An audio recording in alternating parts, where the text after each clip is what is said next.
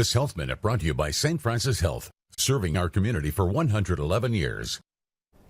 Well, a new report shows millions of people could die from infections that are resistant to antibiotics over the next 20 years. Danya Bacchus has the story of one survivor. For Joseph Pass, a simple toe injury from basketball led to an antibiotic-resistant infection that almost killed him. My condition was not improving, and so it was determined that the infection was still going strong. 13 years ago, the high school athlete contracted community-acquired MRSA, which spread to his knee, throughout his body, and attacked his heart.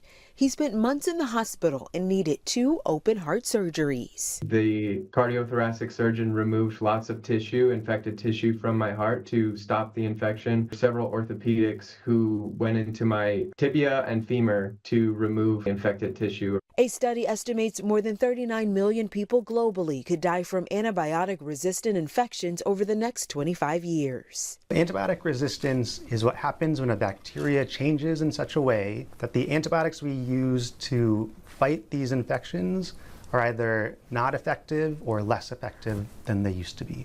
UCLA's Dr. Kevin Ikuta authored the study, which shows deaths among people 70 years and older increased. Older adults tend to have more comorbidities like diabetes, heart disease, or cancer that puts them at greater risk.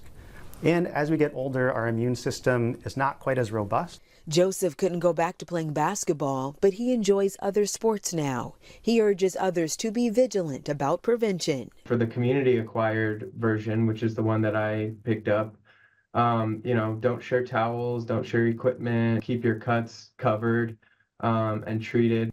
Precautions that could be life-saving. Danya Bacchus, CBS News.